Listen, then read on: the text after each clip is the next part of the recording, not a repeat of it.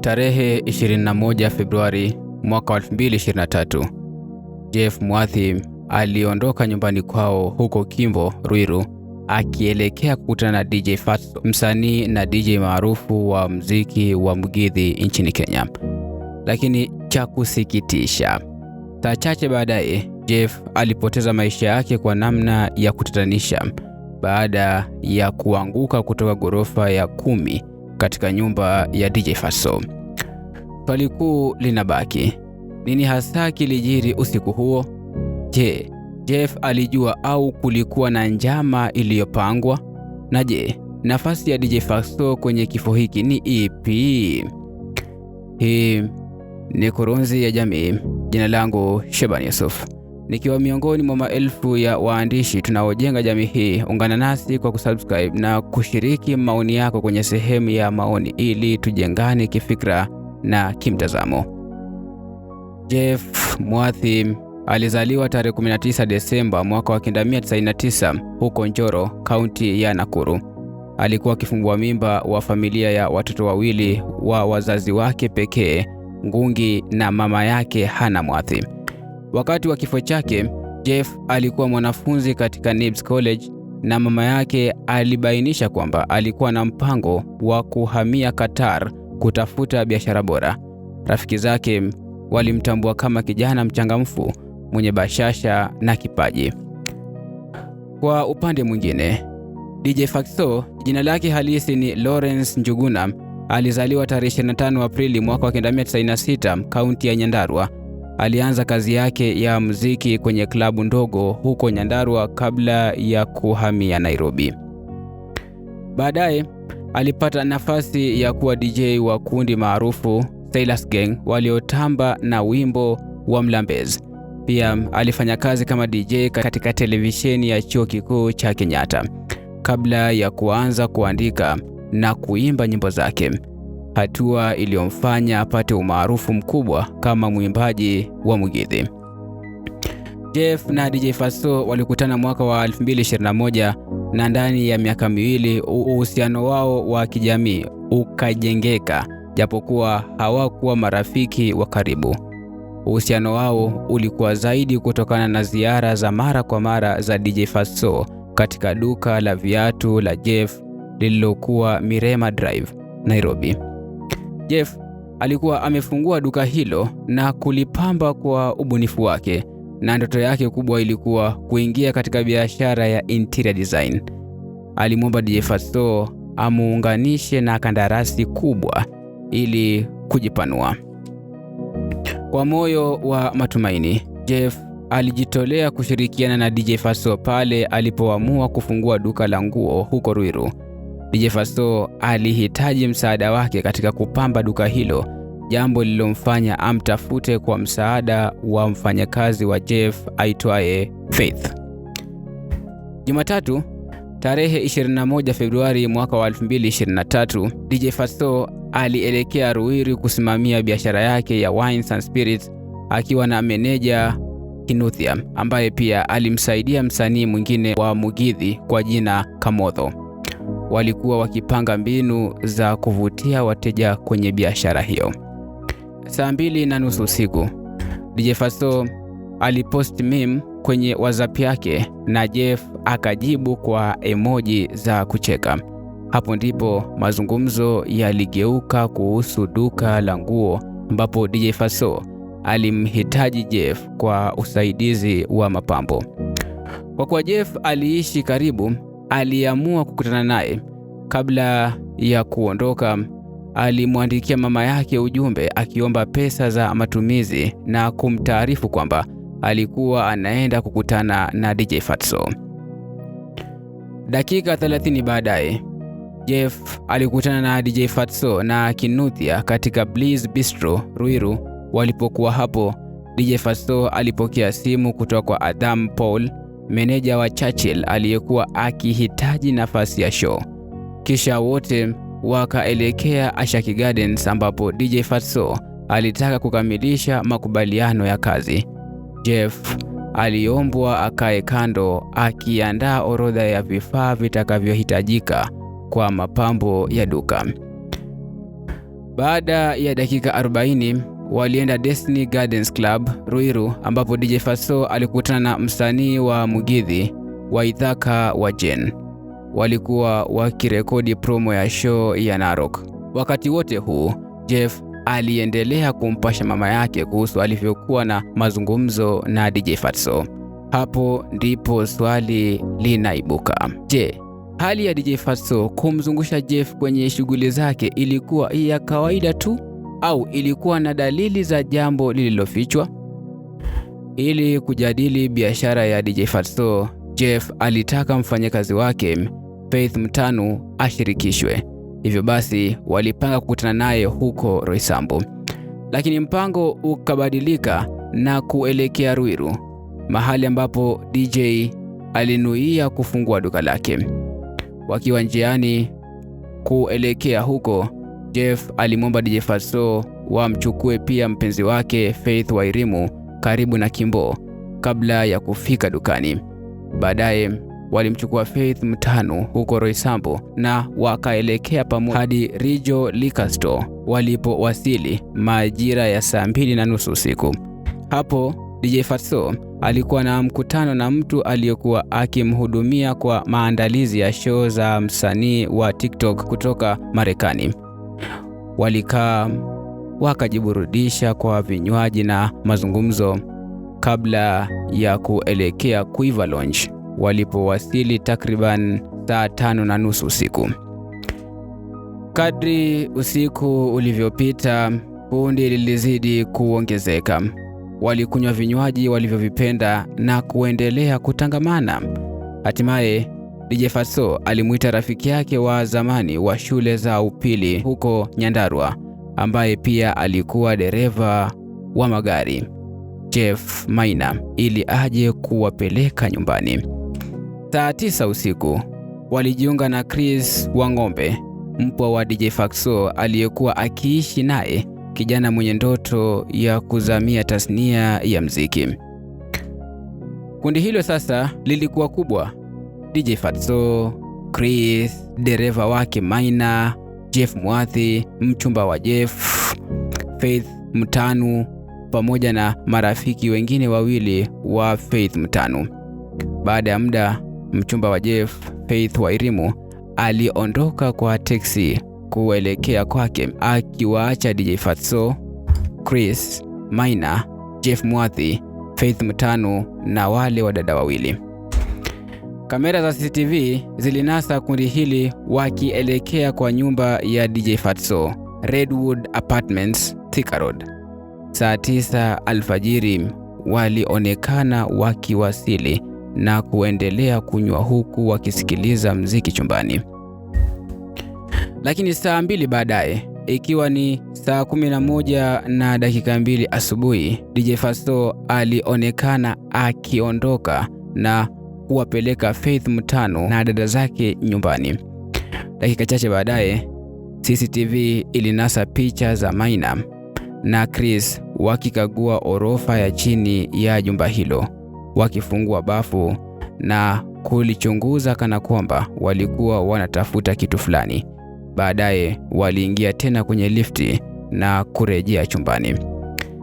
Saa 11:45 asubuhi, kamera zilinasa taswira ya kutisha: Jeff Mwathi akianguka kutoka ghorofa ya juu, mwili wake ukiporomoka hadi chini.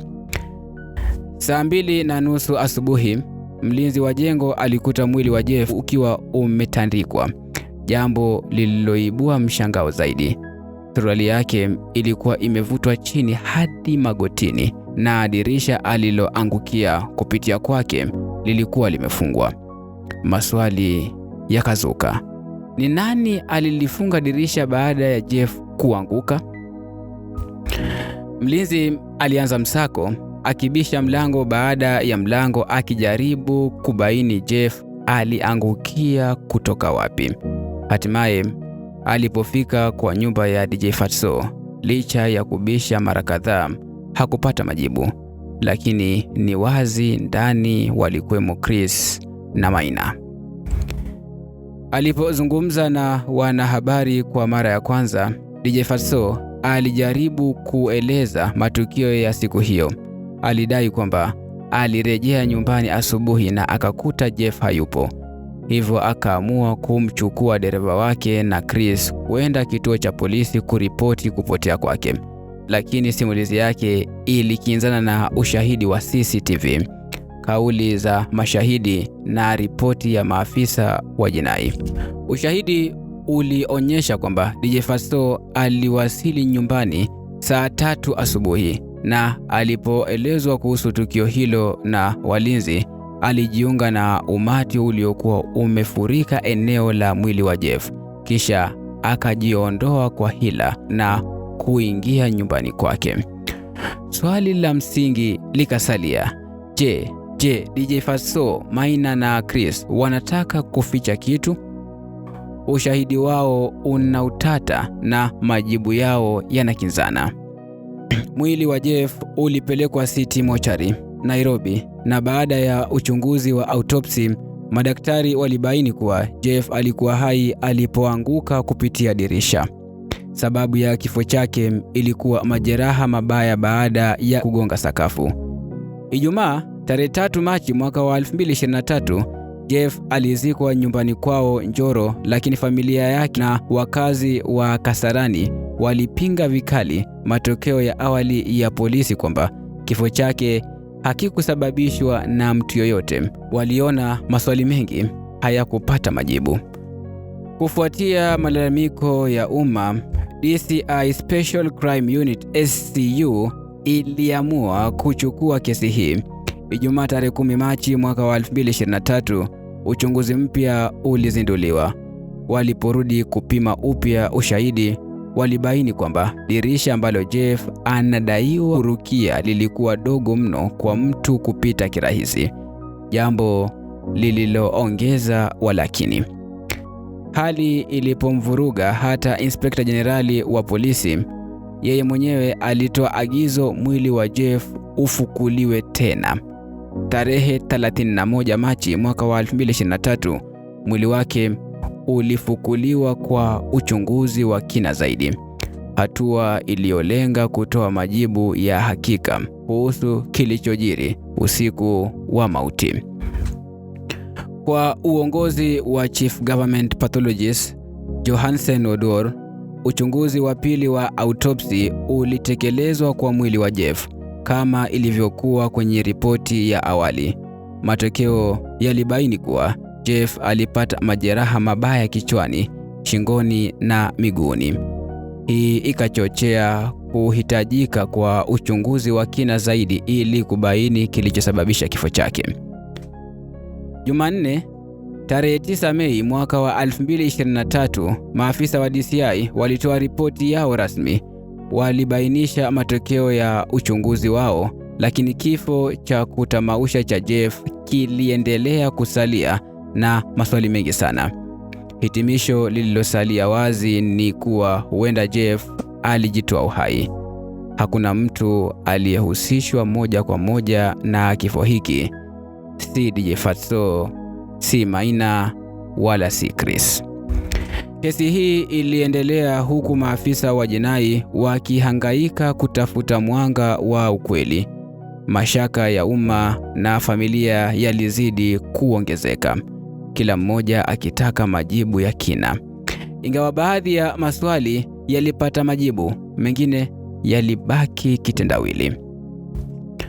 Moja ya maswali yalifafanuliwa ni uwepo wa Maina, dereva wa DJ Fatso, na Chris, mpwa wake, katika ground floor dakika chache kabla ya kifo cha Jeff.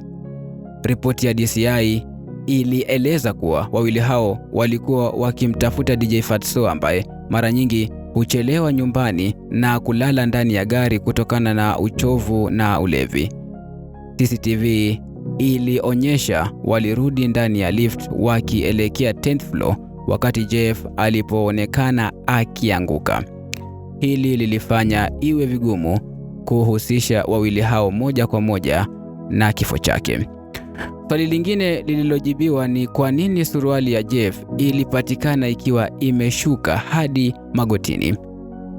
Ripoti ilieleza kuwa aliporuka kupitia dirisha, Mwendo na mgongano wake na fremu ya dirisha hilo ulisababisha suruali kushuka. Hata hivyo, maswali tata yalibaki.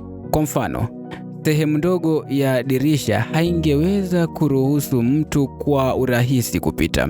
Zaidi ya hapo, haikubainika ni nani aliyefunga dirisha baada ya Jeff kudaiwa kuruka, licha ya caretaker kushuhudia kuwa lilikuwa limefungwa. Mashahidi kadhaa pia walitoa kauli zenye mkanganyiko. Kutokana na maswali haya tata, ofisi ya DPP iliandika barua kwa Mahakama Kuu ya Taifa ikiomba formal inquest. Alhamisi, tarehe 8 Juni mwaka wa 2023, ombi hili lilikubaliwa na kesi ikapangwa kusikilizwa Alhamisi, tarehe 10 Agosti mwaka wa 2023, ambapo mashahidi 35 walitarajiwa kutoa ushahidi wao. Inquest ilianza kama ilivyopangwa. Shahidi wa kwanza alikuwa mjomba wa Jeff, Mushoki Mwathi. Mwanasheria wa DJ Fatso, Duncan Okatch, alimhoji akijaribu kuthibitisha kuwa Jeff alikuwa mraibu wa pombe na alishawishi kujaribu kujiua mara 2 kabla ya kifo chake. Okatch alidai kuwa moja ya sababu kubwa za mawazo ya Jeff ni kulelewa vibaya na wazazi ikilinganishwa na ndugu yake mdogo.